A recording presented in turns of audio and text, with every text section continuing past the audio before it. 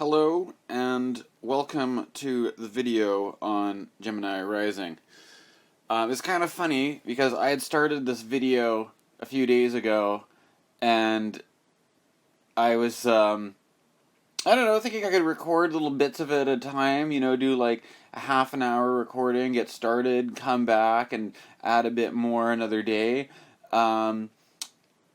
However, it looked like when I started the video, I didn't have the microphone turned on my little iPad mini here, and it didn't record any of the audio, so I have to do the whole thing again.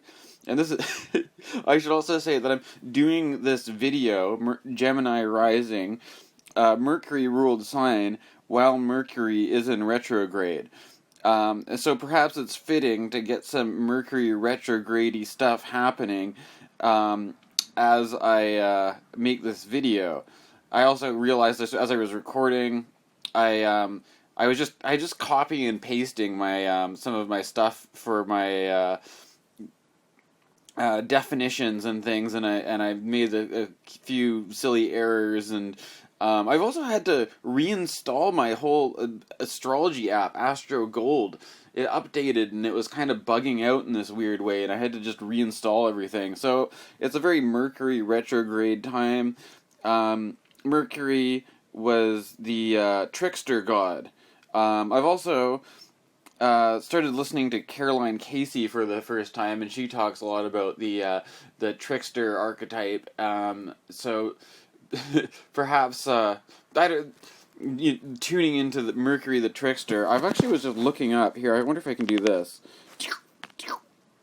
Here we have so the Wikipedia page on Hermes, and I think one of the things that I think interesting about Hermes here, it says that the Homeric hymn 4 to Hermes, which tells the story of the god's birth and his subsequent theft of Apollo's sacred cattle. So Hermes, on the very day he was born, the first thing he did was steal Apollo's sacred cattle.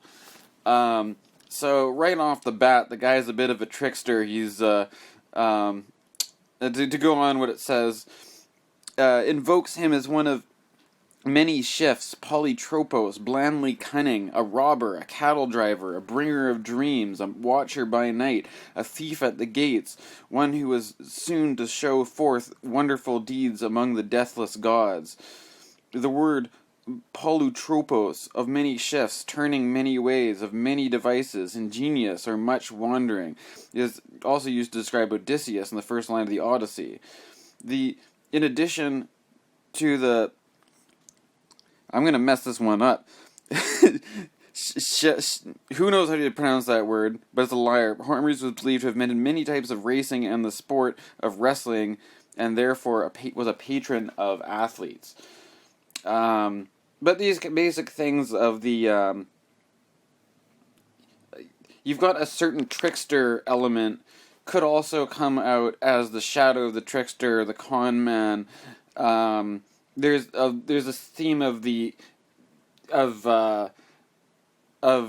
multitude and duplicity, of going many different ways, and this is suitable for Gemini. It's also interesting to note that both of the signs that Mercury rules, both Gemini and Virgo, are both mutable signs.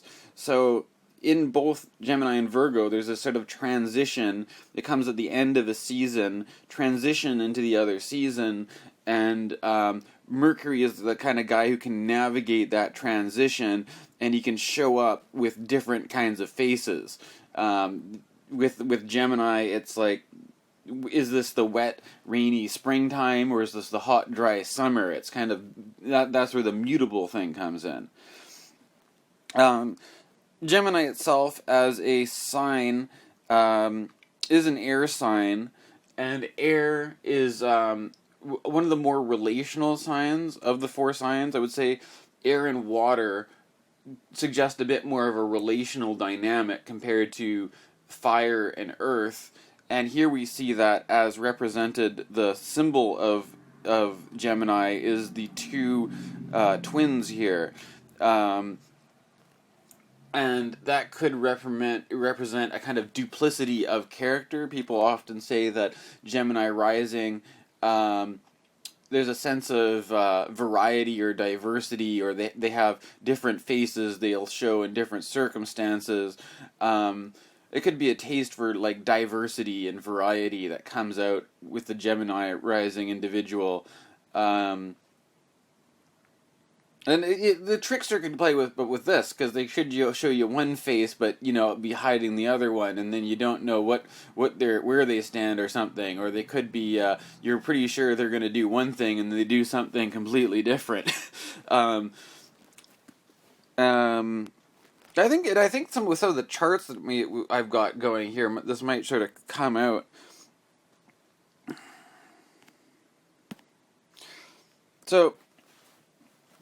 I'm with these videos I've been doing. I'm including a table, like the one you're looking at here, for each of the signs, and I think this is an interesting way to visualize something that I haven't seen too many people explore. But each sign has its planetary ruler, and each house has a well, not each house. Select houses have what are called the joys of the planets. A certain planet will rejoice in a certain house. Now, for Gemini rising, we can see right off the bat that Gemini is ruled by Mercury, as we've been talking about, and it's also the joy of Mercury. So right off the bat, this Gemini rising kind of stands out amongst other signs. And as we keep going down here, it's also Libra, ruled by Venus, matches up with the 5th house, which is the joy of Venus. And also, 6th house Scorpio, ruler is Mars, and it's the joy of Mars. So, I mean, you gotta understand, though, that this doesn't actually say anything about what's actually going on in the chart. But and typically the way the how close the planets are to the sun, you probably wouldn't get Venus in the 5th and Mercury in the 1st. These planets are usually closer together than that. But the basic dynamic of the rising sign as a kind of a blueprint. This is sort of like a kind of like empty shape that gets filled out by the actual details of the chart. And so we can talk about basic patterns here, but it may or may not have any relevance to an actual Gemini rising individual. You'd have to look at the whole chart. But in a way, this goes for any planetary placement that we talk about, or any any kind of thing going on in astrology. It only really makes sense within the context of the chart, which is not what I'm doing here until we get to actually looking at the charts themselves. If we look at some of the other ones going on here,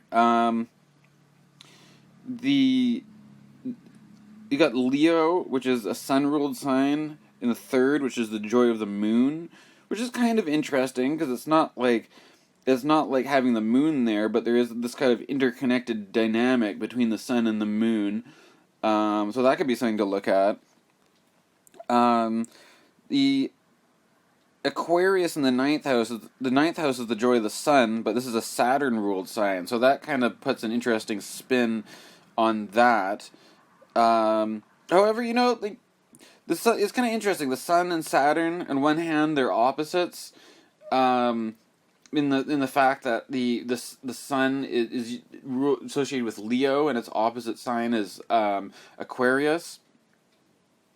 So, and you've got this sort of polarity going between the sun and Saturn. The sun being the warm, hot source of light and heat, and Saturn being the furthest planet out that you can see with the visible eye, representing something that's far away and kind of cold, and the other side of the spectrum from the sun. In the traditional Hellenistic astrology, we've got something called Triplicity Rulers, though, and these are rulers for each element. And or if you talk about sect, Saturn, even though it's seen as being very different from the sun, it's part of the daytime sect, and that means that Saturn does better being out in the sky with the sun, because the warmth of the sun is said to sort of temper the coldness of Saturn.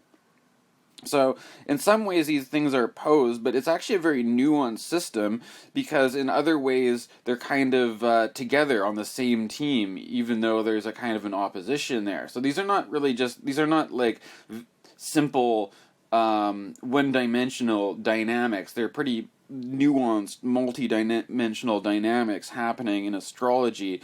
And that's why I think astrology as a system is fun to explore and get into. It's got more depth than maybe some people might consider. Okay.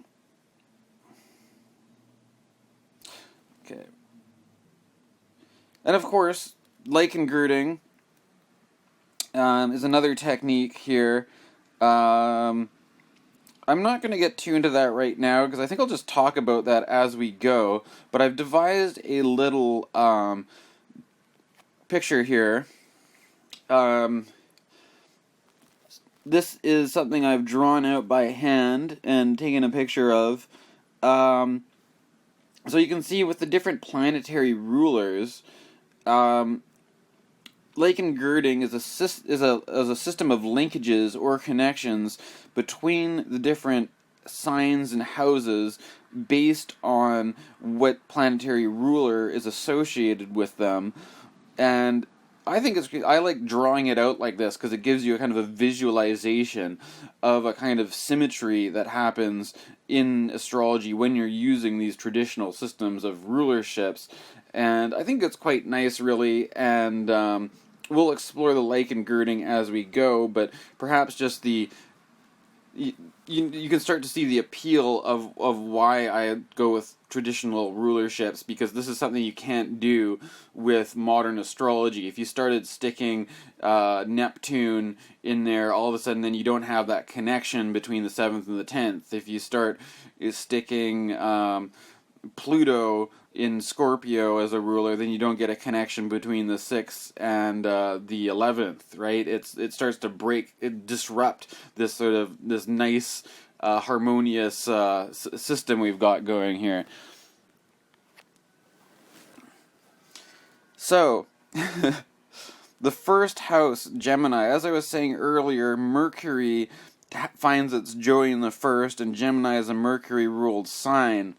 And we were looking a little bit at the story of Hermes stealing the cow from Apollo. Part of, I think, the reason why Mercury finds its joy in the first is that, Mercury, the trickster, I also think of this idea of Quicksilver, right? Mercury is quick and slippery, and it's like, if Mercury finds himself in a bind, he might just find a way to slip right out of it. Mercury is in the first. The first has to do with your choices and how you navigate life. Mercury is, it is in the shadow of this. Perhaps maybe it could be a bit cunning to the point of being manipulative, even. But the Mercury's got a way to play the situation. He's got a way to, maybe be quick-witted, be quick-thinking, being able to, the gift of gab, or being able to know what to say at the right time, and being able to maybe Gemini Rising might have be a bit of a charmer, maybe be able to charm your way out of situations. I think there's in the other video where we had Taurus Rising, I was talking about how when Mercury was in the second, to me it brought forward this kind of, a trader, merchant, kind of businessman, deal maker. And so that kind of quality about somebody you can maybe negotiate and make deals plays out in the first. There's also, depending on what other planets are here, if Mars is here, it could be even more cunning, to the point of perhaps being a bit ruthless or something.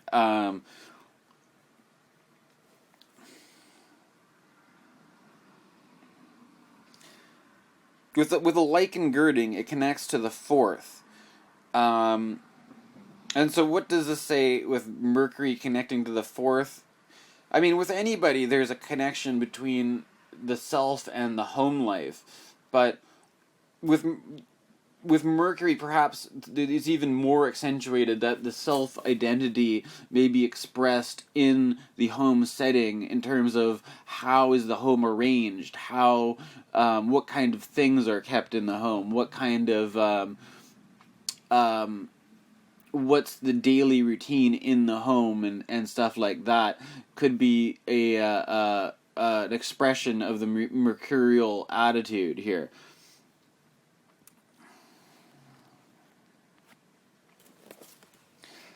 The second house. So the second house is basically the resources which support the native. And in this case, Cancer is here, which is a moon-ruled sign. And the moon, among other things, represents fortune, really. So, given... I would look at the condition of the moon in a chart. If the moon is doing well, and the moon's the ruler of the second, the person could be quite fortunate in terms of the kinds of resources, or even if it's money or wealth that they have to support them. Moon also has to do with the kind of the environment of the native. So there's something about the resources and the environment. Depending on the condition of the moon, this could either be good or bad. If you also think about Cancer, it's kind of got the feminine, nurturing, kind of motherly association with that. And so that could represent what is beneficial to the native. Having those kinds of nurturing supports do the Gemini rising individual a lot of good. Or it could also say something about what that individual has to offer for others, or even themselves, in the sense of a kind of a either a warm demeanor. That if the kind of trickster quality of Gemini, if it's warmed up a little bit, perhaps that can take off some of the shadow aspects there.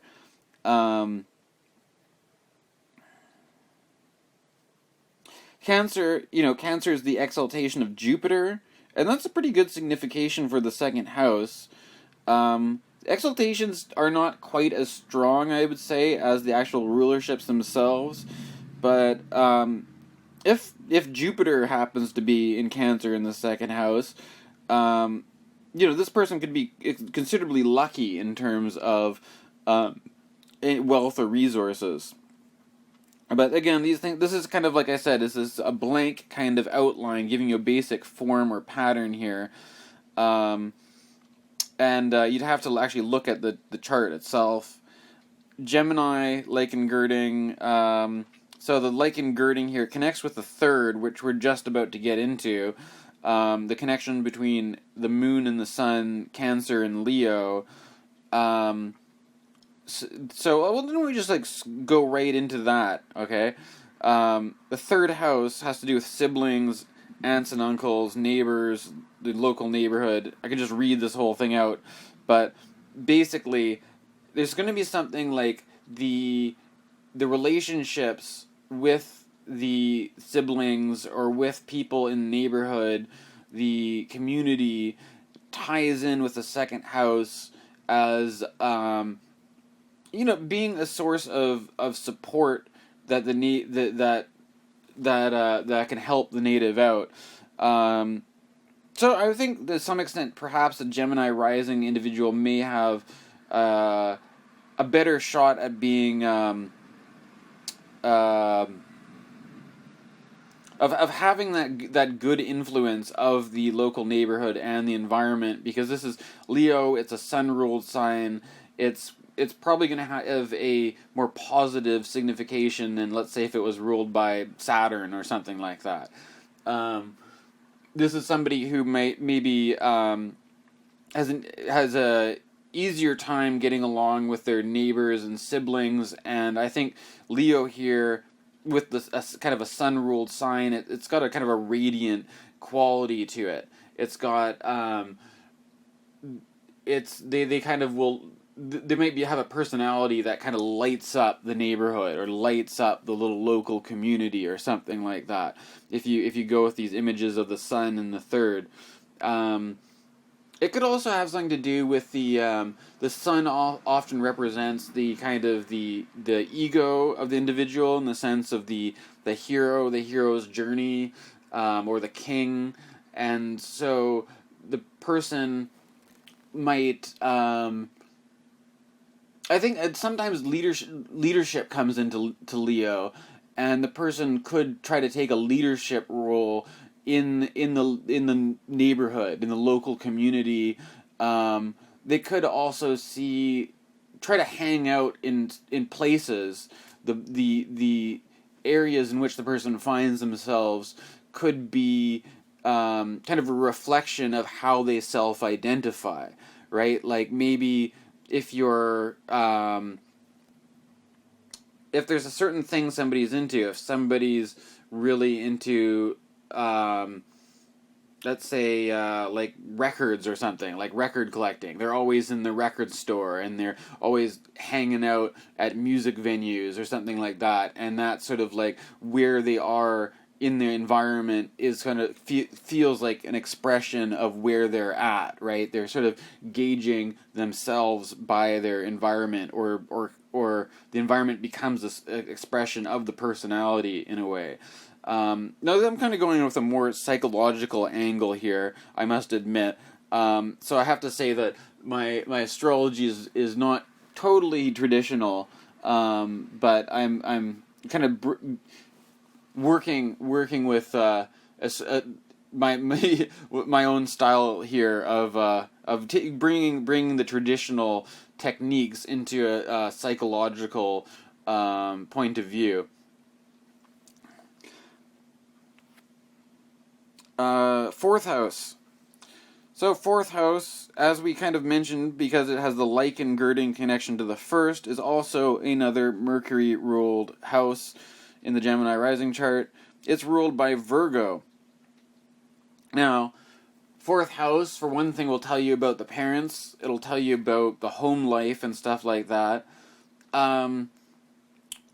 We already talked a little bit about how the home life will also be kind of an expression of the Gemini Rising individual's personality, to the extent that Virgo is one of these signs that has a bit of a reputation for being a bit of a perfectionist, perhaps, being kind of, Virgo comes at the end of summer, and it's all about preparing for the fall and the winter, because in old agricultural societies, you'd work on the fields, growing your food and harvesting, and then that was all in preparation to get you through the winter when the agricultural season was over.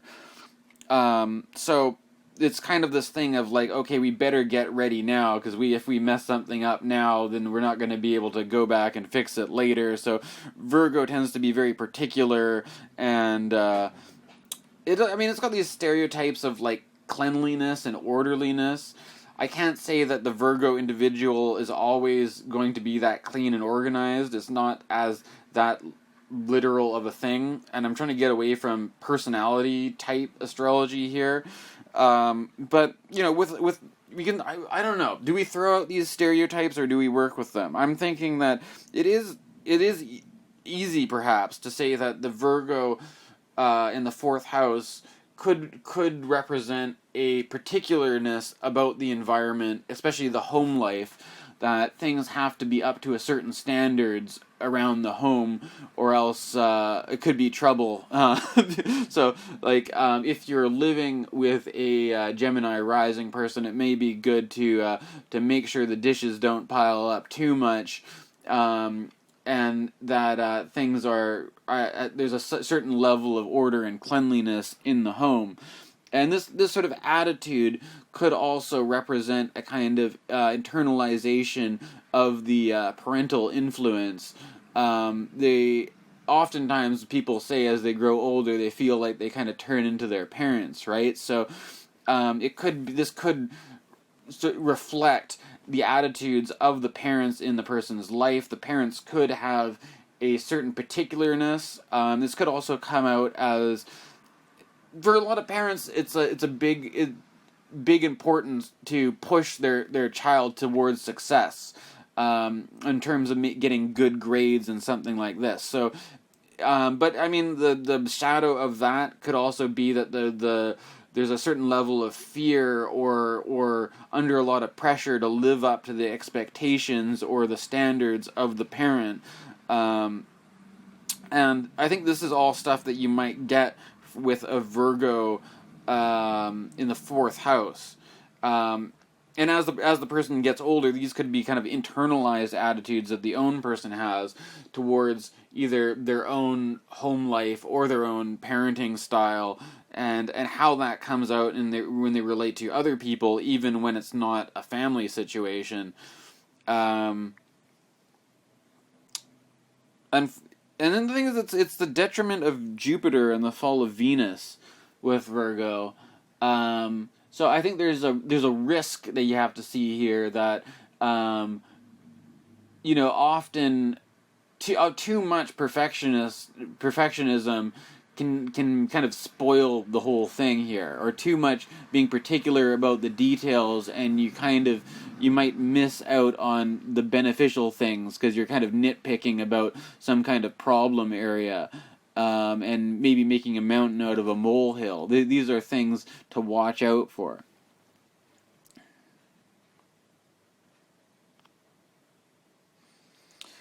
Fifth house. With 5th house is Libra, and you've got an interesting thing happening here because Libra is ruled by Venus. 5th house is the joy of Venus. So, straight off the bat, Venus often has to do with art and beauty, love and friendship, and things like that. And the 5th house, in a very general sense, I think it's what we produce, what we make, and that it can also be like the offspring, the children, are kind of like the product of the parents in a way. So it also relates to the kinds of children that we have.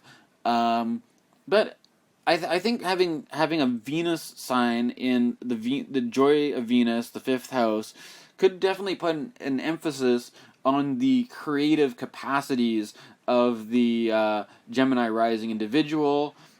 And I think with these Venus signs, there's definitely an emphasis on the aesthetics, on the actual beauty of what you're doing. It's not just, there's a lot of creativity where you can do things that are creative, but they don't capture that kind of, that aesthetic sensuality or pleasurableness. And I think that the sensualness might come out a bit more in Taurus, which is an earth sign. But when you get into Libra here, it's a air sign, it's a yang sign, so it might be a little bit more conceptual. It might be a bit more refined, perhaps, because it's also the exaltation of Saturn. With the exaltation of Saturn, this interesting combination with Venus and Saturn here, there's more of a quality of discipline implied with Libra, like an artistic discipline where somebody makes really beautiful paintings or something, and you ask them how they do it, and it's like it's by putting in the blood, sweat, and tears for like over time, right? Because Saturn, if Saturn is the time planet, it rules the fate and karma and time and stuff like that. And so what you get in terms of your product is you're getting this sort of karmic result of all the work you've put into it. And so there could be a kind of a more, it could be less pleasureful than Taurus in the fifth house. With Libra in the fifth house, it could be a bit more serious, refined attitude towards creativity and art making and getting it just right. And it's also a good sign, I would say, for collaborating, because as a Venus-ruled sign, has to do with friendship and all this kind of thing. But Libra seasonally, it marks the place where we have this shift between what is the yang, or half of the year, spring and summer, and the yin half of the year. And so it's represented by the scales, right? This balancing. So it could be balancing your creative ideas with the creative ideas of a collaborator, and working towards some kinds of a synthesis of these creative ideas. Of course, the fifth house can also, rather than just being about creativity, it can also be about sports, for example, or other leisure activities. And this Libra in the fifth house here would represent more of a team player than some of the other signs, I would say. They're less likely to be perhaps the person who takes the big spotlight as the star athlete, but maybe if it's a soccer team, football team, whatever you want to say it, or a hockey team, it's like the defenseman who really saves the day. Maybe the defenseman is not always seen as the star player, but maybe in the case of Bobby Orr was a defenseman, right? I don't know. I'm not going to get too much into sports talk here, but there's something about being in a bit of a lesser position on the team and being more of a team player, but still really shining and being an important an important force in that kind of thing. And there's something interesting though here, is that with Gemini Rising, Taurus is the sign that comes before Gemini, so Taurus is in the 12th.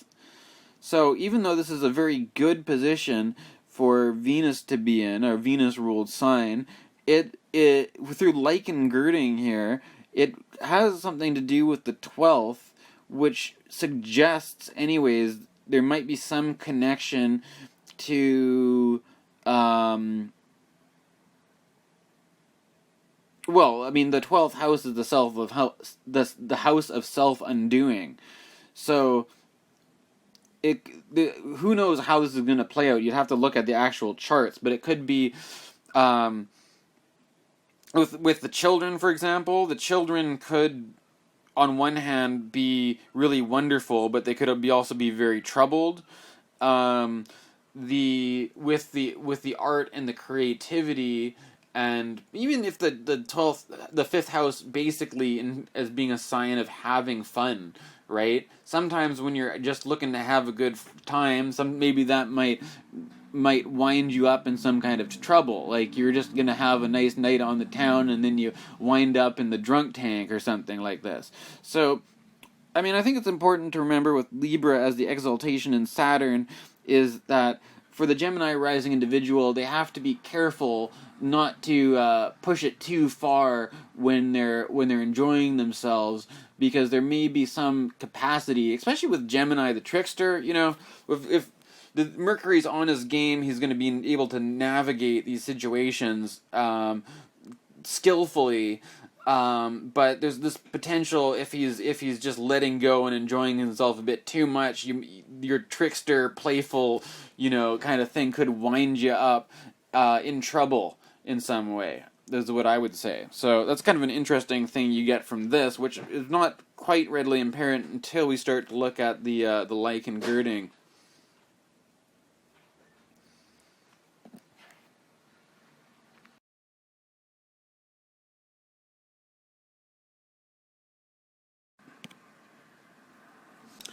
So, Scorpio and the 6. This is a Mars-ruled sign traditionally, and the 6th house is the joy of Mars. It's sort of, when I think of Scorpio in the 6th house, my mind immediately goes to some kind of dark and uncomfortable places here. But that is kind of what Scorpio is all about. So, the 6th house, very simply often has to do with illness and injury. And Scorpio, Mars ruled feminine water sign. I always think of the fact that Scorpio rules the genitals, and there's a kind of a sexual thing emphasized in Scorpio, and this could have something to do with some kind of sexual health issue, straight up. Of course, whether or not that is a factor in the person's life, this depends on the individual, but these are the kind of themes that are emphasized here. It could do with sexual health. I mean, the sixth house traditionally also had to do with slavery, or it's been modernized to have to do with more of like your subordinates or people underneath you or something like that, or being in a kind of subordinate position.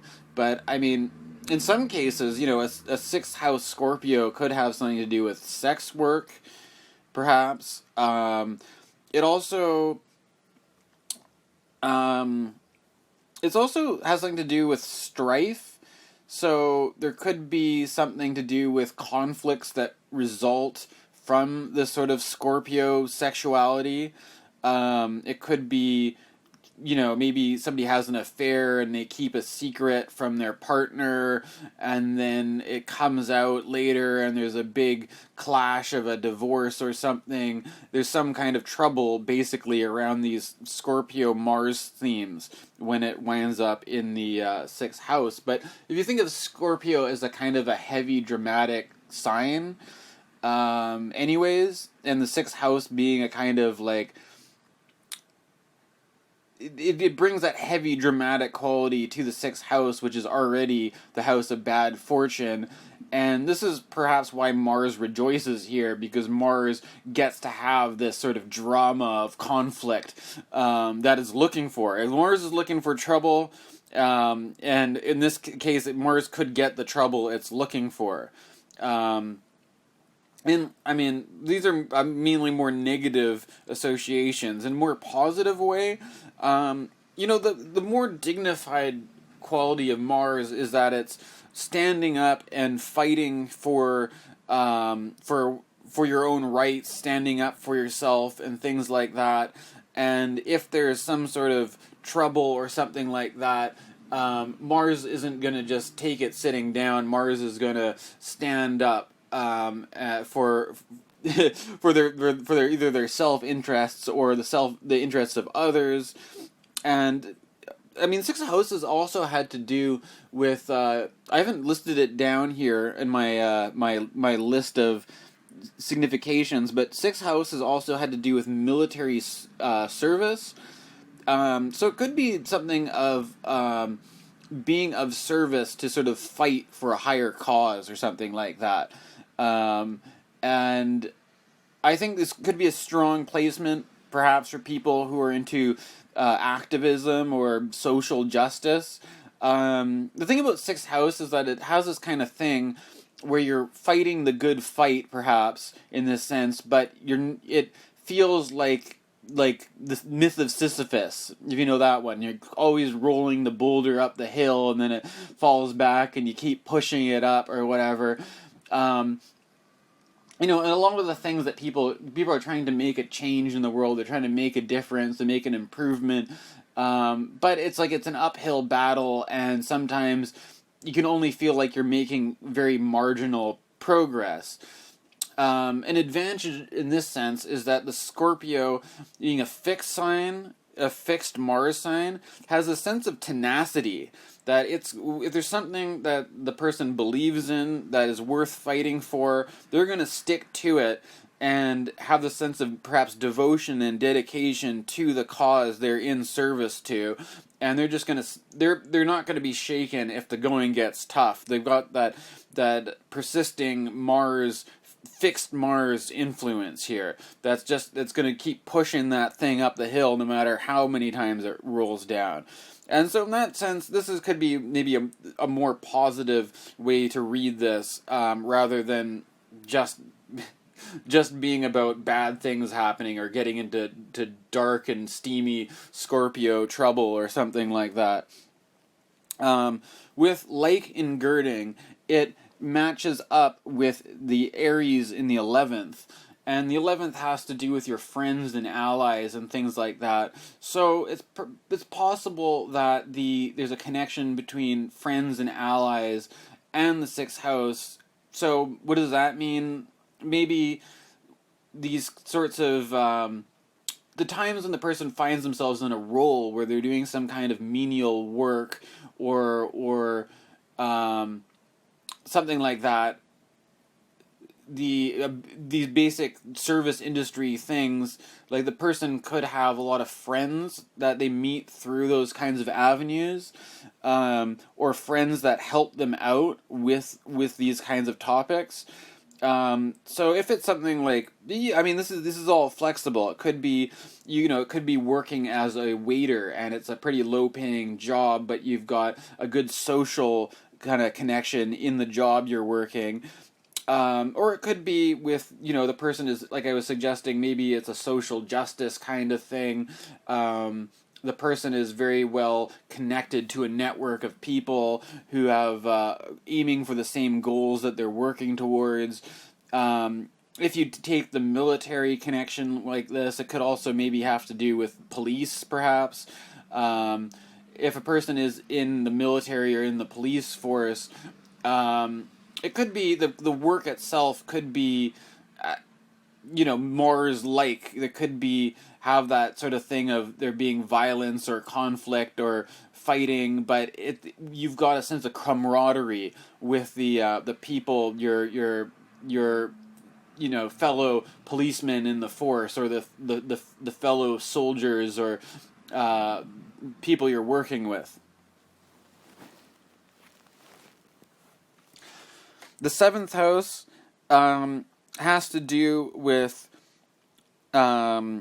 relationships. Basically, it's basically the other, and I think the 7th house accentuates the kind of the opposition in the chart because it's the opposite sign to the 1st house, and so with this it helps to look at the polarity between Gemini and Sagittarius. Gemini tends to be a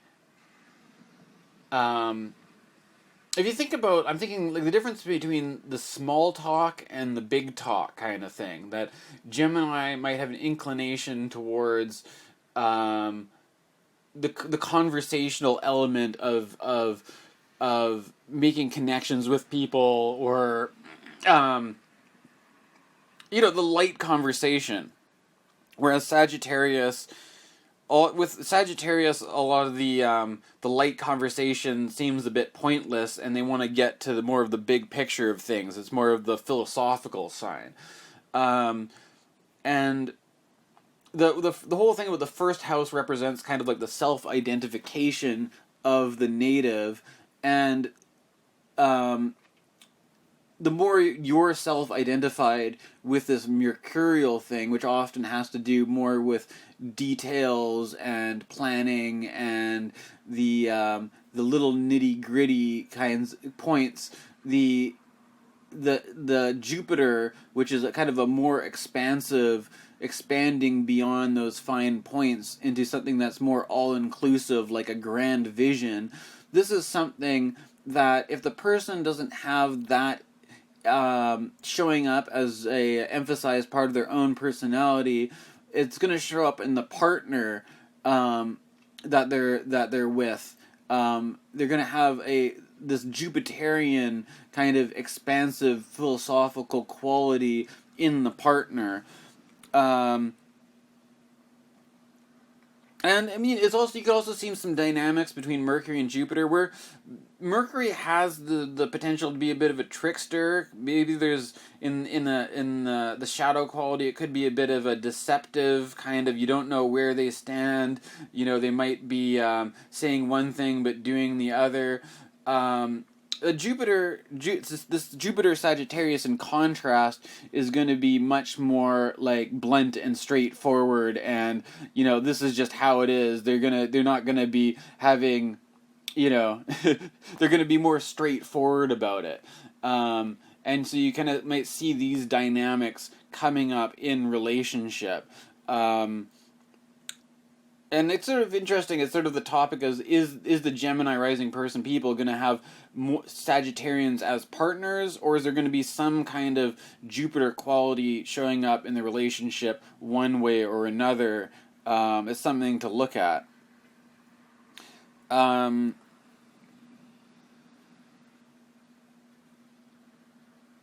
The seventh house, it also has to do with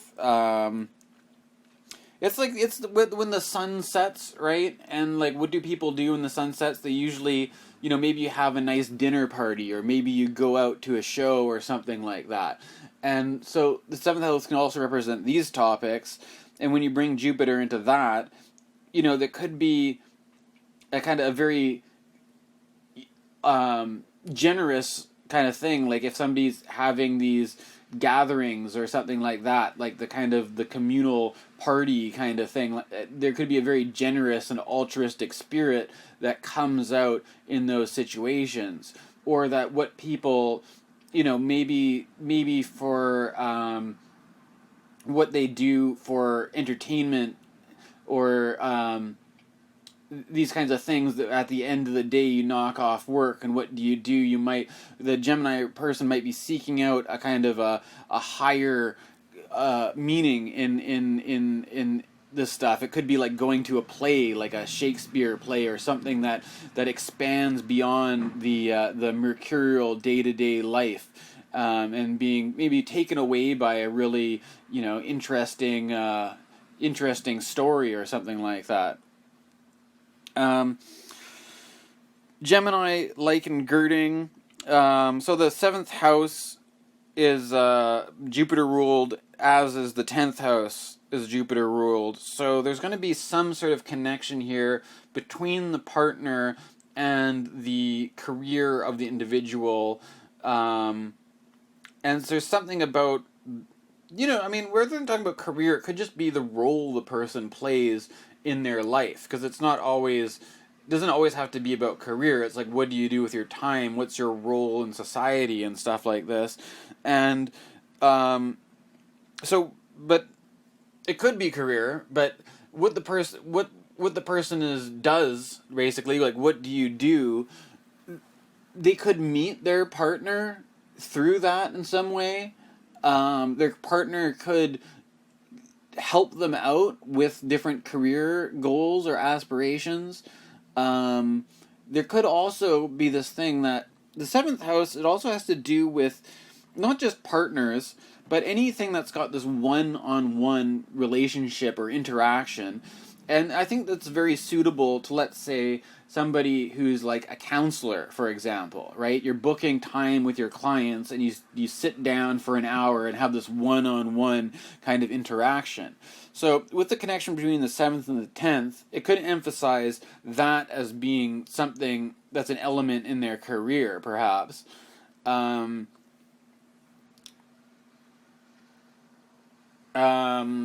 don't know. Is there anything more to kind of expand on there? I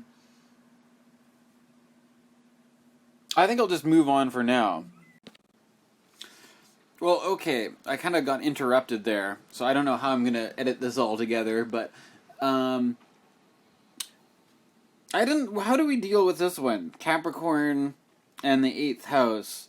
I mean, the first thing that I'm thinking of, really, is that while I'm making this video, we're in 2019 here, and we've had a Saturn and Pluto in Capricorn. So if you're a Gemini rising person, you've had Saturn and Pluto, as well as the South Node, in this house for the past year. And especially when we consider the eclipses, you've been having eclipses in the 8th and the 2nd house. I'd be interested to hear from Gemini rising people how this, whether there's been themes of death or loss or inheritance being accentuated by this. Although it could be like a heavy topic, obviously. We're talking about Saturn stuff here, right? The one thing that I've noticed in doing this stuff is that don't take it personally, anybody who is a Capricorn or an Aquarius, because I'm trying to de-emphasize this as just being strictly a personality kind of thing. But the Saturn ruled signs, I think, emphasize parts of the chart that are particularly difficult for the native. And so there could be some kind of, there's the sense of grief perhaps is accentuated with this kind of thing. And I mean, Saturn is a planet that has to do with limitations, and it could be questions of inheritance. How is the inheritance a person getting limited in some way? Or it could also be just the whole thing that the circumstances around death and loss are take on a particularly, I mean, it's like, even if you do get inheritance and stuff like this, there's something about facing that kind of the basic mortality of life, that there's an emphasis about having a Saturn sign in this place. So those could be some heavy lessons basically for the individual around either coping with loss or coping with grief or these kinds of things. It's not, I mean, we're going across the whole mandala here, so it's not all fun stuff.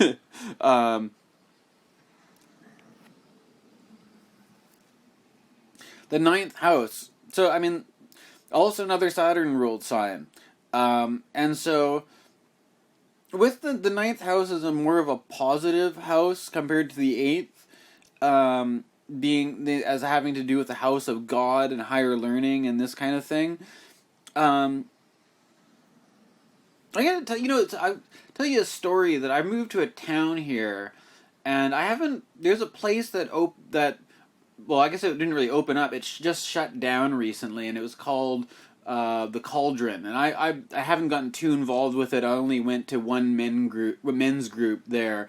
But I saw the woman who's running it made a video talking about how she started this place up, which was kind of like a spiritual gathering place where people could have, women could gather on full moons, and they'd have a men's group as well, and people would be practicing different things like Reiki and tarot and stuff like that out of there. But the kind of impetus to start something like this came from the loss of her husband. And in my own life, this was really interesting because in the town that I was living in before, which is the town that I grew up in, we had a little place that was actually quite similar, really. And it was a great place because this is where I met my spiritual teacher. I met a friend who I had a lot of things in common with there. And it was a good place to just plug in and start to explore these sort of topics around spirituality and stuff. And this was coming out of when the year after my own father passed away. And I kind of got into it because my mom started going there, and she said, hey, they got some cool stuff, you might want to check this out. But she kind of had that same impetus to start getting involved into the things which may be more spiritual, based on dealing with grief and mortality and that kind of thing. And not only that, but the woman who actually started this place, she had also lost her husband, and a big focus on her on why she was doing this. And so it was really interesting to see what happened with this place in the town I'm living in now, and this place from a few years ago back in my old hometown. It's so much things in parallel, and it really emphasizes, I think, this whole thing about how often loss and death is really, it can be a kind of a bitter pill to swallow, but often that is what opens us up to looking to the deeper meaning in life. how, you know, we just go through our lives and I think we take it for granted. Like, we're, you know, we're a living being with a soul and a personality and all this, and like, where did we come from? Where were we before we were born? For at one point in time, we were not around, and then all of a sudden we're here. This you know, full personality, this full person. Where did we come from? And then when we die, where do we go? You know, and people off the whole the role of the shaman, has been said to be the person who has one foot kind of in both worlds, as being a kind of a communicator between the land of the living and the land of the dead. Or it could also be seen as the daylight waking world and the night world of the dreams and things like that. And I think that having Saturn a Saturn ruled sign in the ninth house brings this up especially. And when you think about, you take it back to the rising sign, Gemini rising with Mercury. Mercury was seen as the guy who would be a messenger who could traverse between the underworld and the world of the living and the world of the gods and bring messages to and he was also associated, Mercury, with the messages that come through in dreams and stuff like that. So I think there's a very strong emphasis here with Aquarius in the ninth that there could be a kind of a melancholiness.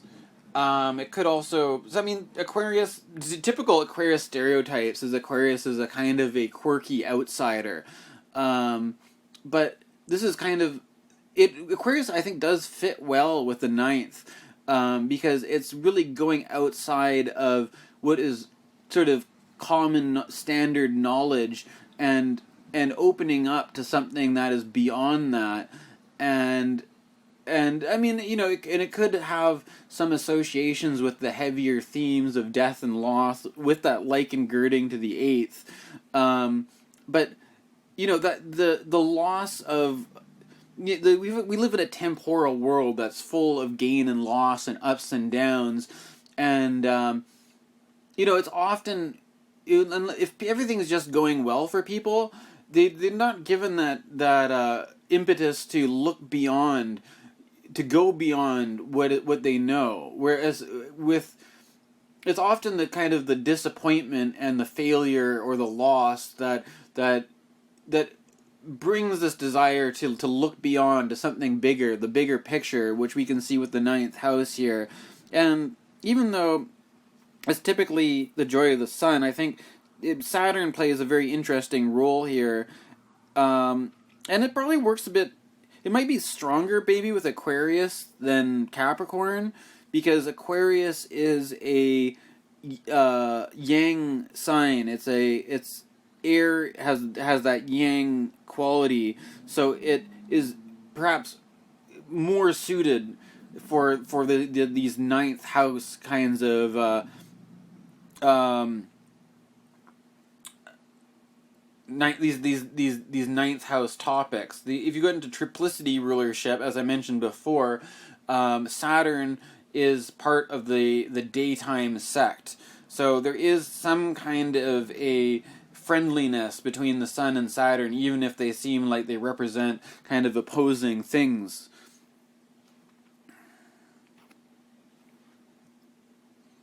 The 10th house. The 10th house has to do with your career. It has to do with what you do with your time, what your actions are in the world, basically. And it's kind of interesting because we've got Pisces here in the 10th, which is a water sign. So there's something immediately with the topic of water that brings it more into a more intuitive, sensing kind of faculty coming through in the work somebody does.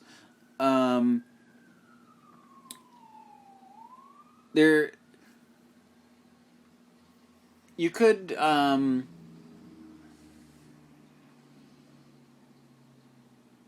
there's something also about Pisces. It's ruled by Jupiter is also the exaltation of Venus. So there's a strong emphasis, I think, with Pisces on a kind of loving compassion, and it's you can kind of see it as an evolution as you work your way through the zodiac, where Cancer is, somebody's born into the world, and people say that the infant, their whole world is the mother, right? And then gradually, as you go beyond that, it's this kind of evolution of the personality, and as it comes full circle, basically, as Pisces being the last sign of the zodiac before you come back to Aries again. There's this thing of it's really kind of fermented, this sort of the watery emotional thing going on, and it brings into focus. It's not just about the very closed world of just the infant and the mother, but Pisces represents that expanding, right? Expanding because of the Jupiter influence. That's why Jupiter rules a sign. It's expanding where it's not just the care and support that comes from the very close connection between a mother and her own child, but really the love and care of all beings. There's also, with the exaltation of Venus there, it could be an emphasis on the beauty or the creative side that comes out through intuitive creativity, perhaps. So it could be a strong placement for an artist, I would say.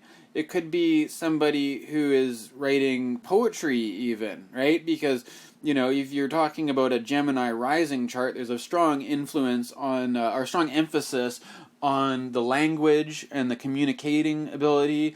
And with the 10th house being Pisces, it could put an emphasis on going beyond the this kind of materialistic, this sort of mechanical way we talk about whatever, like, how does this computer program work? How does this, how do you get the gears on your bike, set up right? Or how do you this sort of technical thing that can come up with Mercury. It takes the emphasis off the technical thing, and it's more about working for a force of compassion in society, and also, expressing something that goes beyond what the rational, deductive mind can really grapple with. It's expressing something that's more transcendent, that expands beyond these linear-minded, rational ways of communicating, and I think that could come out in different forms of art.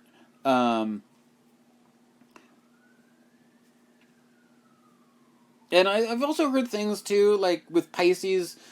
It's been suggested to me that Pisces has some sort of signification with images, of the creation of images, and it could have something to do with filmmaking or photography, or even like painting, or it's communicating something through an image. And then, this could even be something,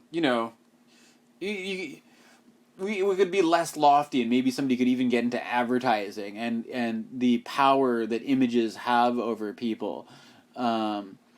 Although I think, honestly, I'm not sure about that one, because I think people might get that one from Neptune. I don't know, but it would be interesting. What do you think about this, people? If you're watching my video, what do you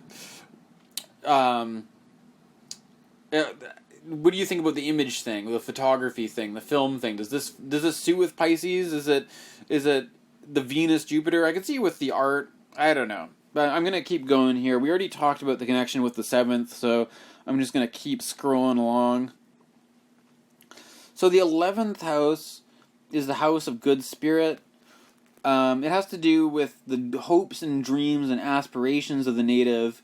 This is with the primary motion.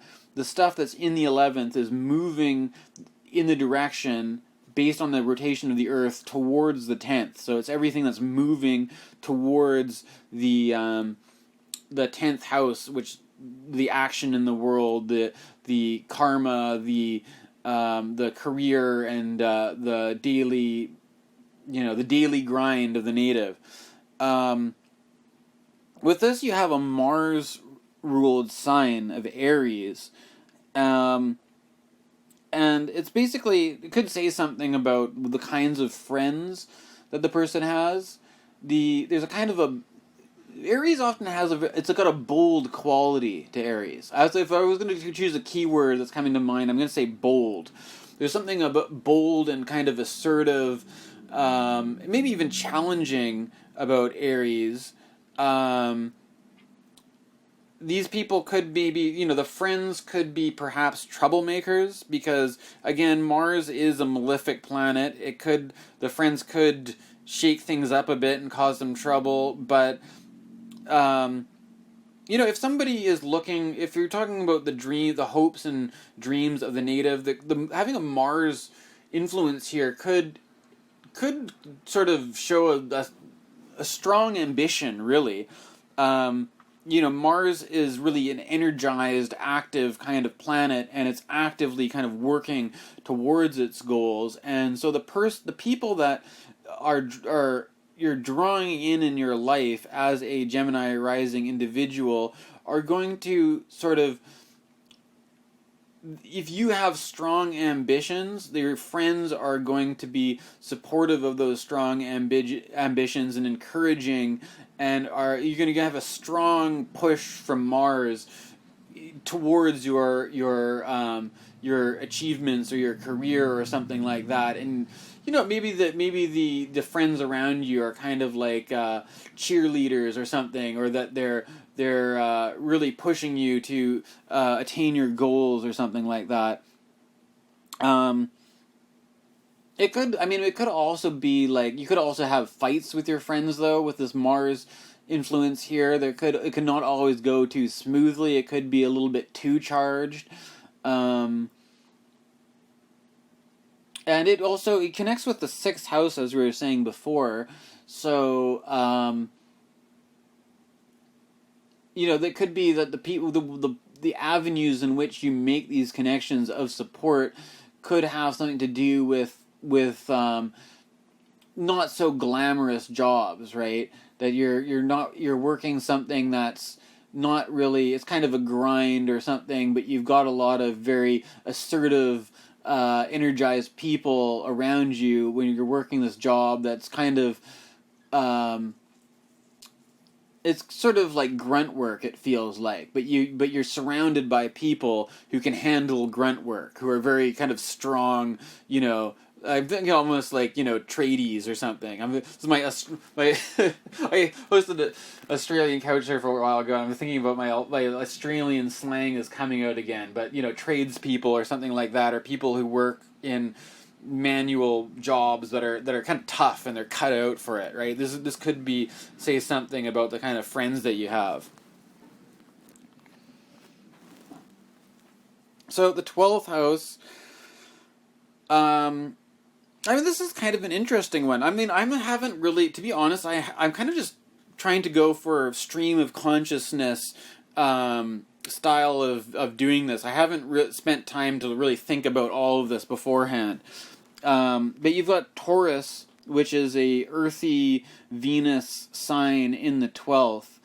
And I think for one thing, Taurus does represent a kind of a sensual pleasure. It's, with Earth and Venus, it's sort of like the pleasure that comes from the senses. And I think that's often the stereotype you get with this is the food thing, right? Or it could also be, people talk about the whole self-care stuff, about like how the Taurian bubble bath, or, the day at the spa, or comfort food, or I think Taurus is also a very artistic sign, because it could be, there's one thing to enjoy a piece of music, but when you're really getting into the lush sounds of certain instruments, or like the aesthetic pleasure of either music or the visual beauty of art. This is all Taurus stuff. But with the 12th house, there's something about how the sensual pleasure could be a source of trouble, right? Now, I mean, I'm usually I'm the kind of person who's I don't take these kind of conservative attitudes. I'm thinking that it was the Calvinists, right? That they completely outlawed dancing, and like people were supposed to dress in very plain clothes and not wear colors, and if you were dancing, it was like, there's a sort of strain in Christianity I find that's very like anti-pleasure, anti-having fun and stuff like that. So typically I would kind of not adopt those positions, but with Taurus here in the 12th, it does suggest something of, maybe a bit of overindulgence. I think overindulgence might be more of a Jupiter thing, though. But it's kind of like, sometimes you have to think, when you're considering the decisions that you make in life, if you're just going for whatever feels good, it could be like the person who has the Taurus in the 12th house, it could be like that problem with instant gratification, right?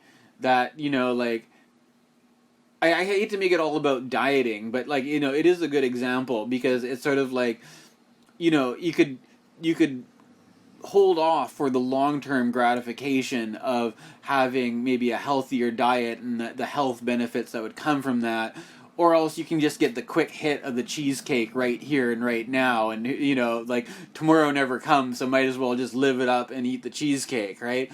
I don't mean to be, I'm a Jupiter guy. I'm more laissez-faire. I say if you want to eat the cheesecake, go for it. But there's something about you if a person there's too much focus on just the gratification of the five senses, that could, either turn into health problems, that could turn into, pleasure-seeking behavior could get the person in trouble one way or another, and so that's something to work out for, especially, and this is emphasized by the connection to the 5th house here, which is all about pleasure and enjoyment and having fun. So it's a good, not to say be totally serious and don't let loose and don't have fun, but it's something you got to watch out for, because the way I'm reading this, there's definitely something where that can get you into trouble, whereas it's if it could be having a night out and stuff like this and drinking too much and getting into an accident or something. This may not literally be what it is, but this is why it's good to have a certain amount of restraint and to temper it and to have it in balance.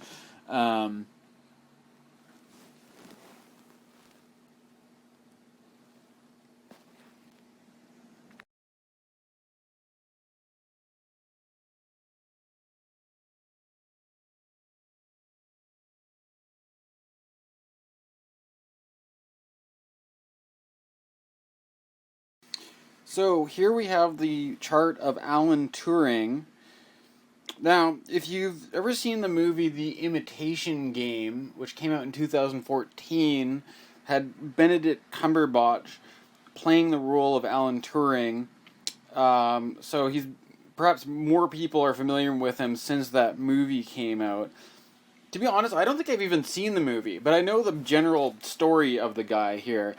It's a sad story because he was persecuted for being gay, but he was famous for being a code breaker, and after that making a huge contribution to the world of coding and computer science. As we look at his chart, though, it's interesting because for one thing, I'm not quite. Aside from the fact that he is a Gemini rising, I'm not sure what in the chart would speak to specifically this quality of genius that he had. Although one thing that's interesting is that when you get into the outer planets, if you look at the degree of the midheaven at 2 degrees Aquarius, is exactly conjunct with Uranus in Aquarius. which I think is particularly interesting. Now modern astrologers associate Uranus as being a kind of a modern ruler of Aquarius. I'm not going to get into that here. Whether or not you associate a specific kind of dignity with Uranus Aquarius or not, the fact that it's exactly conjunct the midheaven, assuming anyways that this is apparently this is a pretty well rated birth chart, and it's given the birth date of 2:15 a.m. in London. Assuming that this is accurate, anyways, it definitely says something for Uranus, a planet that has to do with shaking things up, being maybe a shockingly different or radical. I think it represents a kind of a eureka moment of some kind of breakthrough of, in this case, it could be in intelligence. You see it, Uranus in the ninth house, being this kind of like higher learning, expanding beyond what is known and making advancements into these new areas such as computer science. This actually fits very nicely with what modern astrologers have come to associate with the planet of Uranus. They've often talked about Uranus as being a kind of a technological breakthrough. And to have that planet in Aquarius and the midheaven is an interesting thing to look at in the chart. Although we're getting into modern planets here. The rest of his chart, I think, speaks a lot to the controversy around his own sexuality.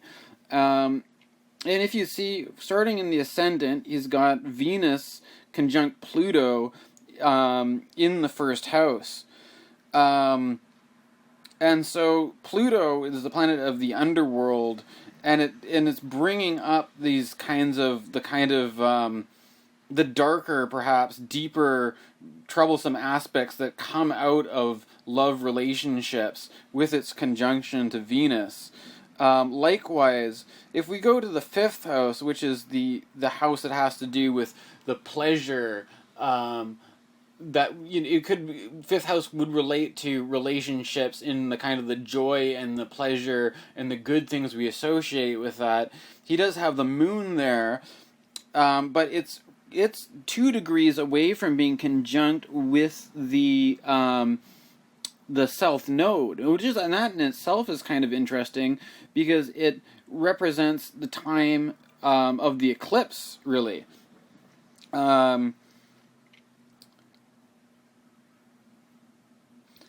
So this suggests that he was born around. Well, actually, if the sun, it would be with the sun transit that would create the eclipse. But having the moon on the node there, especially the south node. The south node is typically, I'm going with with Adam's style here, rather than the modern interpretations of north node, south node.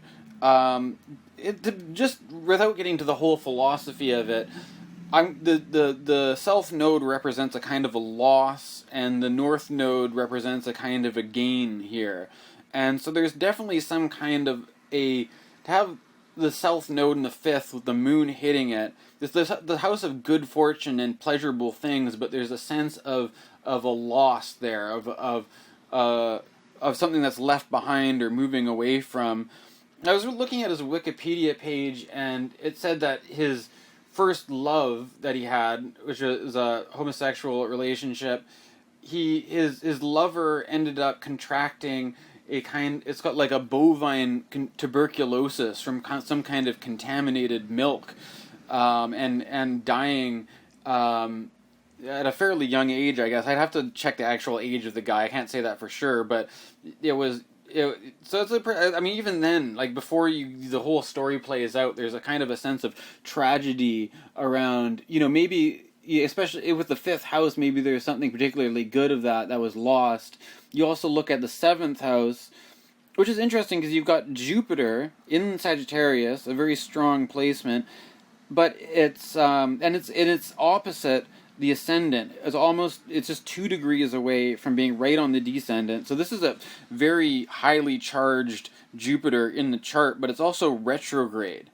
And the retrograde Jupiter represents a kind of a reversal.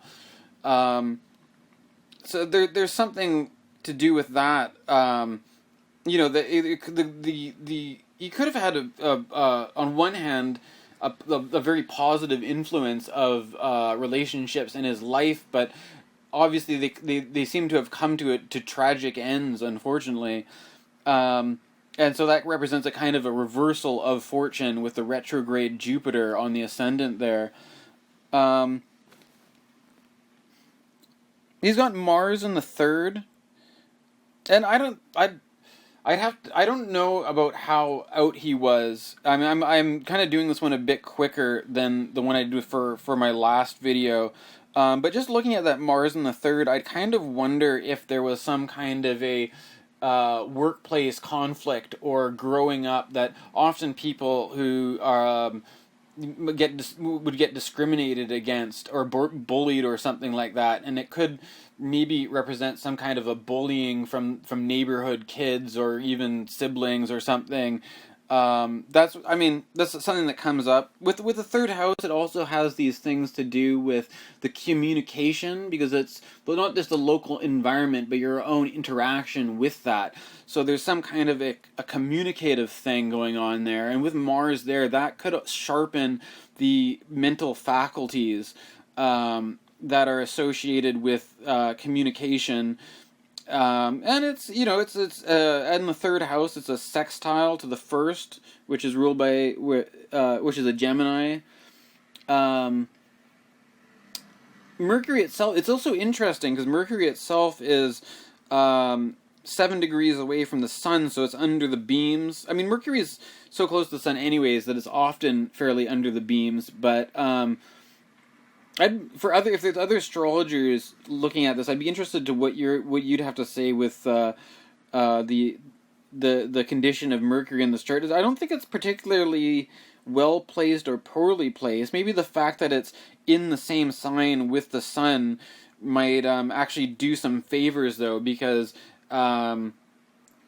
if you think about it, like Mercury and the Sun working together for this thing that does really work for him, this kind of mercurial, mathematical, computer code thing, the ruler of the chart in the 2nd, that's like of the value of a valuable asset to him. But the actual 1st house, there's this aversion happening where they're very close. You know, like this Pluto and Venus are very close to being conjunct with the Sun. They're also under the beams here, but the way we do this technique in Hellenistic astrology, we look at the divisions between the signs, and things aren't really conjunct with each other until they're in the same sign. I think in the class that we did with Adam was talking about it. You know, like people can be they can be sitting very close to each other in the house. Like maybe there's just, but there's a wall between them and they're in different rooms, but they're physically close, but there's a wall. That's still, it's not as much of a conjunction as if you were actually sitting right beside each other kind of thing. And for this thing, they said that when this is happening, it's called an aversion, and that these two things are really not seeing each other at all.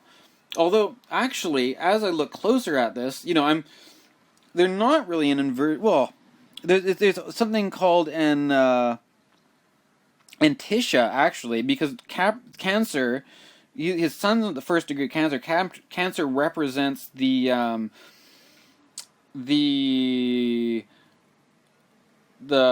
solstice, and at either side of the solstice, it represents in Gemini gaining light and in Cancer losing light, and you're really close to being a Antitia between Pluto and the Sun here, and that represents a kind of a hidden connection. And likewise with the Mercury at 8th, and well, it's not quite an Antitia with Venus, but it's a kind of a rough Antitia anyways. So this is kind of funny because I'm noticing things as I go here. as I'm recording this video. But that's another interesting thing going on in the chart, is that these things are actually fairly connected here. Although it's not necessarily a perfect point though. But that could emphasize something about the valuable assets as indicated by the second being made available to the native through these kinds of connections of the kind of symmetry that you see here between Venus on Pluto on one side and Sun and Mercury on the other. But of course, with Pluto being there, it brings these darker topics into the forefront.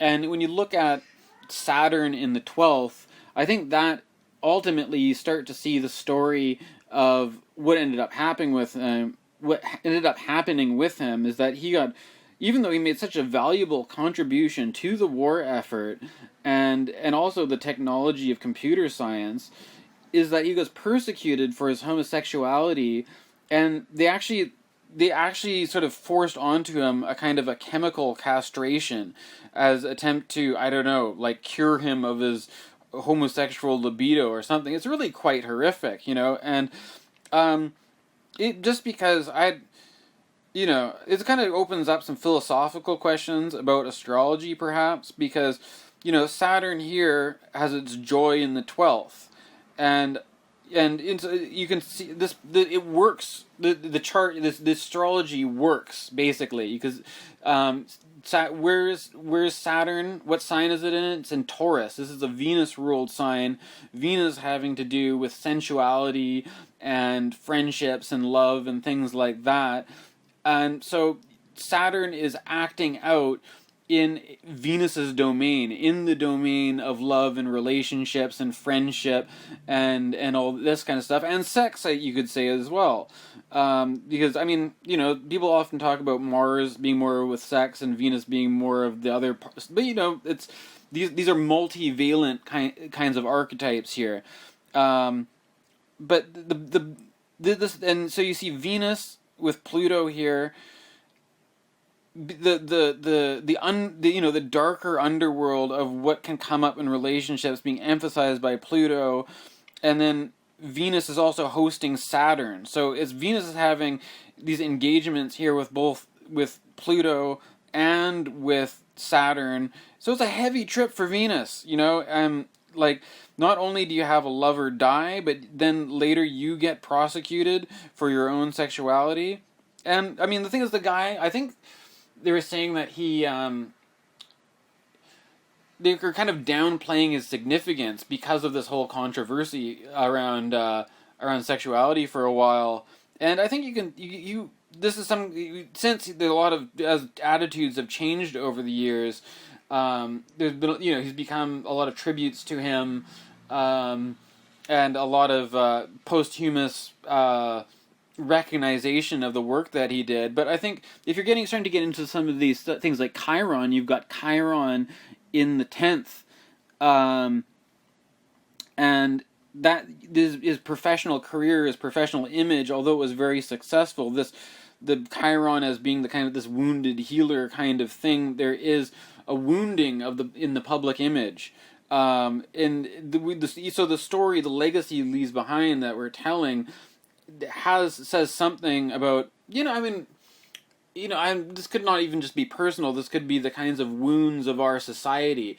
Our own, if we see what happened to him, it's a terrible tragedy because it's somebody who made such a big contribution, and yet how he was handled in the culture at the time, for being different than the cultural norms, is a place of perhaps our collective wounding that we're still dealing with. And it puts into perspective because this guy's born in 1912, and like all this stuff happened. This is not that long ago that he was persecuted for this stuff. We've come a long way in a short time, and even if we see, even if it seems like we've got our heads up our asses and we're in terms of the social politics in the world, it's you got to just look at how we were back in the 40s and 50s when he was facing these kinds of problems. the it's also interesting. Let me just pop out of here into this page. So, like I said, he was prosecuted in 1952 for homosexual acts, and then he was dead 2 years later from cyanide poisoning. This could clearly be a case of suicide, although on this page, one kind of a conspiracy theory they've suggested is that it's possible that the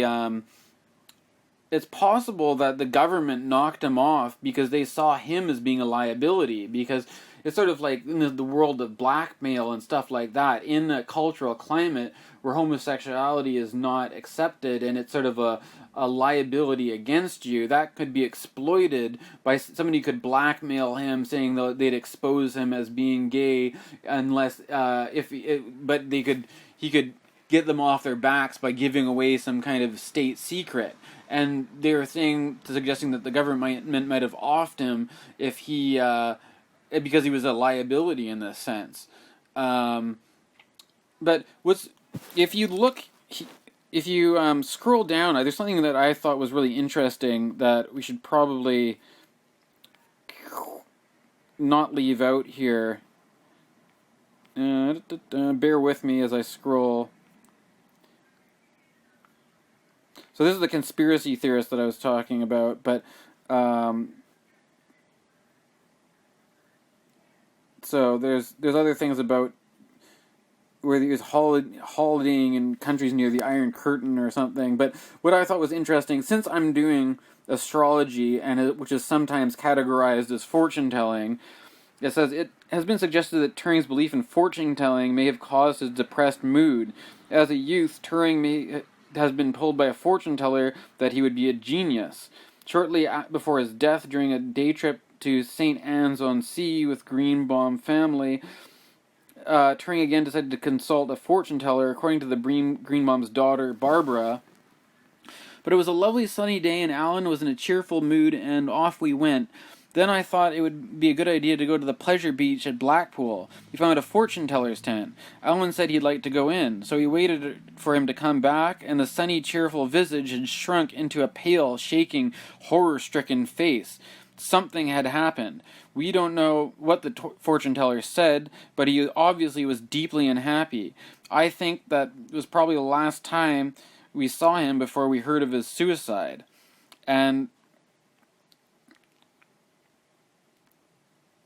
so I guess this is shortly before he died. And I don't know. I mean, it just says a fortune teller. It doesn't say whether it's a palm reader, a tarot reader, an astrologer, or what have you. But, what did the fortune tellers... this it brings up questions of the rules of ethics in astrology that, if you were in the position of doing a reading for somebody like Alan Turing that had this kind of a chart, and we notice some of these darker and heavier themes in his chart, would that send him on such a trip that he'd commit suicide? So I think there's something in astrology that if you take this seriously, I mean, on the one hand, I kind of like astrology because it can be this kind of light thing like horoscope columns, but the implications of astrology are pretty heavy if you do take it seriously. And I think as astrologers, we have a large responsibility in how we practice it, and we should be, I don't know, I mean, it's just something that I have in mind, kind of. I'm still kind of new at this, and I'm getting into it, but there's the issues of ethical problems in, if you're taking astrology seriously and reviewing problematic things in a person's chart, it's something to be dealt with care, I mean, to put it simply, right? And so I thought that part of it would be interesting to include because it brings the reading of Alan Turing's chart not just as an exercise in astrology, but also a kind of a meta reflection on the role of divination in a person's life anyways. Because he said that he was a fortune teller had told him he would be a genius too. So you don't have it's kind of, you have the good and the bad in this story, that perhaps that could have reaffirmed his own sense of self-confidence and his own potentials to become this person who's been recognized as one of the most important people in the 20th century. But that also, you have the blessings and the curses. So it's an interesting thing to reflect on, and I mean, I could have spent more time going into details about his life or something, but I just thought it'd be good to get some of these interesting observations down quickly here. So next up, we have Edward Snowden. I think this is a really interesting one to do, especially since we were just looking at Alan Turing's chart. Because in a way they have some things in common. Alan Turing was a code breaker, and so you're getting into the technology and computer science in relation to the military, and encryption and things like that. And this is very relevant to what Edward Snowden is famous for as well. Now, Edward Snowden, I'm sure people are familiar with him because he's much more recently in our news. I think it was 2013 that his big story broke where he leaked this stuff. He was working for the NSA and he made this big, broke the news. What I think a lot of people were already suspicious of, that there may be a lot of tracking of what is said and done on the internet, as well as what's kind of we've seen unfolded under the last few years with things like the Cambridge Analytica scandal, of the way that social media has been used as a tool to manipulate people, as well, and the questions of information technology and social media and collecting people's information and either using that to manipulate and exploit them, or all sorts of different political implications of this. If we look here, he's got a he's got a loaded first house. So the Mercury in his chart is extremely well placed. He's got Mercury in its own domicile in Gemini, right on the ascendant, a degree away from the ascendant. So this, and Mercury's in its joy in the first house. So this, you couldn't really have that, you couldn't have a better Mercury position than this. This guy, I would say, is extremely smart. And when you've got Mars Mars isn't conjunct Mercury, but Mars is conjunct the North Node, and it's co-present with Mercury and the Sun here. And so the Mars puts this emphasis on a cutting, analytical, strategic, technical, and so getting into this kind of work would be very suited for a Mercury and Mars in Gemini rising kind of person. And I think it's really interesting to look at this in the context of astrology and how his story actually played out, because we have to remember that Mercury was the trickster.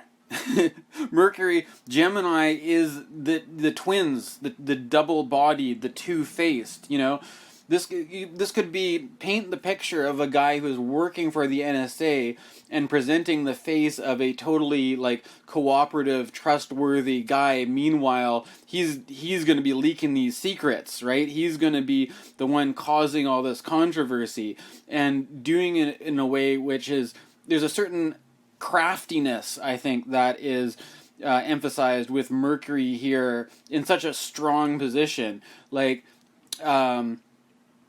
He's got, and the Sun is at 29. It's at the anaretic degree of Gemini as well, and the anaretic degree is ruled by Saturn, I think. I mean, I'd have to check because it's either Mars or Saturn. Well, I don't know if I'll check that out later. Anyways. Okay, so I've switched over to the AstroDeanist website. Did I even pronounce that right? Astro.com, good old Astro.com. Anyways, and And so we can see here, I can even try to zoom in here. Okay, that resolution sucks, but yes, the sun is in the bounds of Saturn.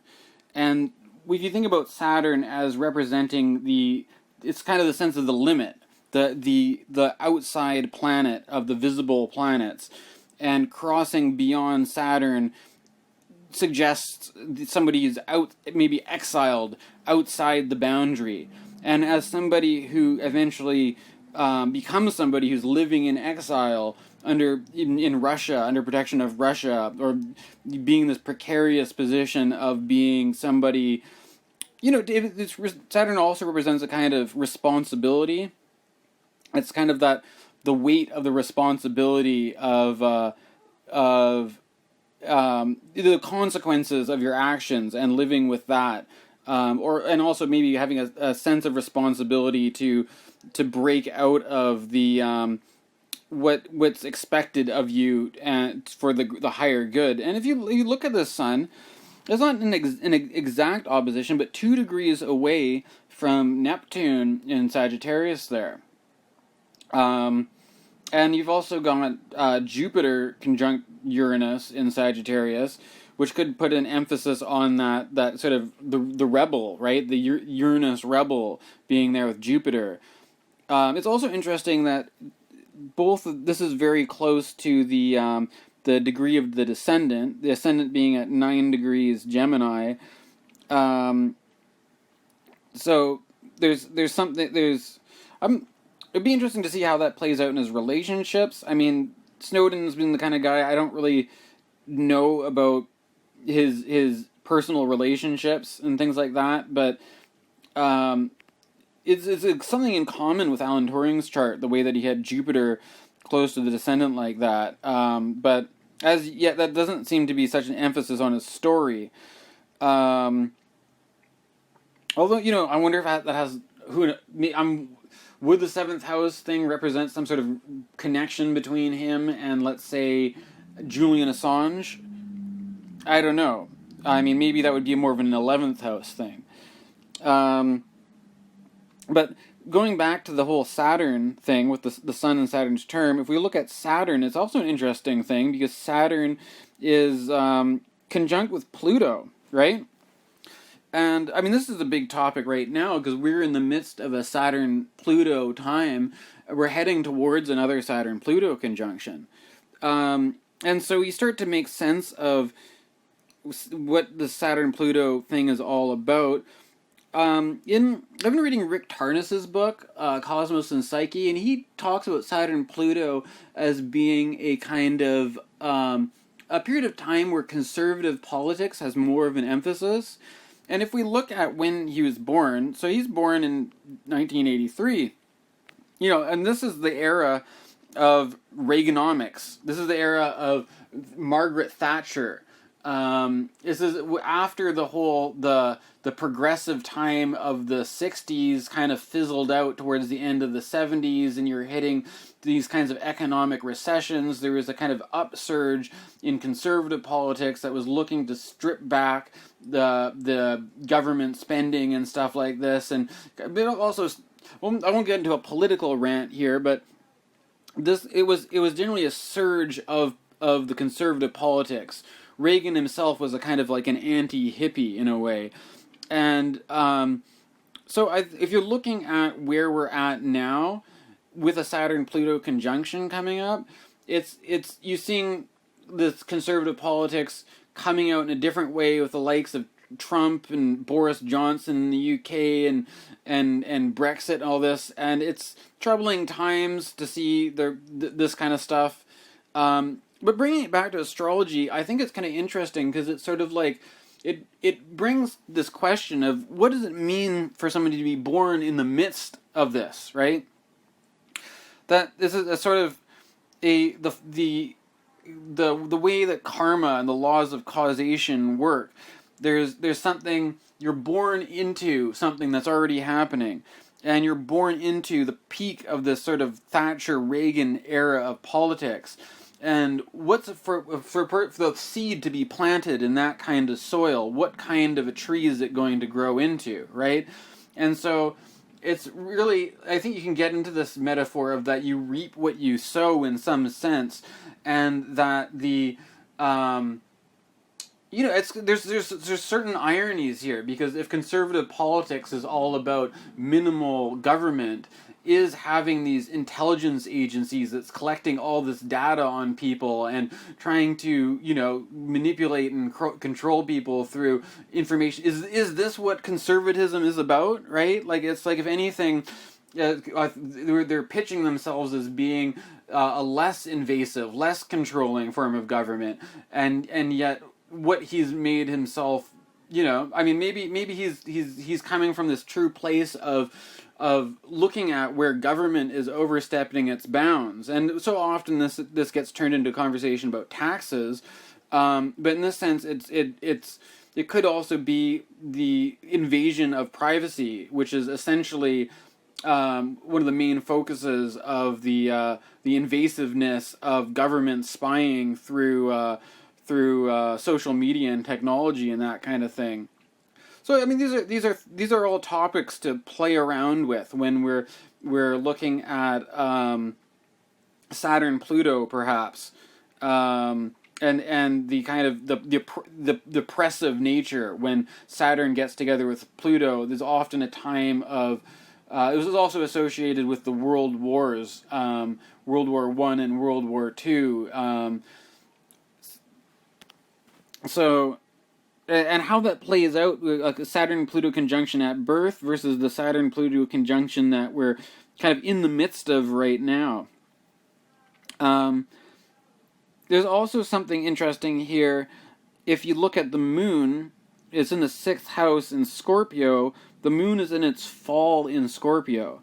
And so this could be fortune, is in the place of bad fortune. So, I think Snowden did make a contribution to the political conversation that's happening in our society, but he had to pay a heavy price as a result of that. And just the whole thing about being exiled and kind of being a fugitive in a way, on the run, you could see that with the moon in its fall here in Scorpio in the 6th. It could also be like the whole thing of the house of strife that we're talking about, of house of conflicts.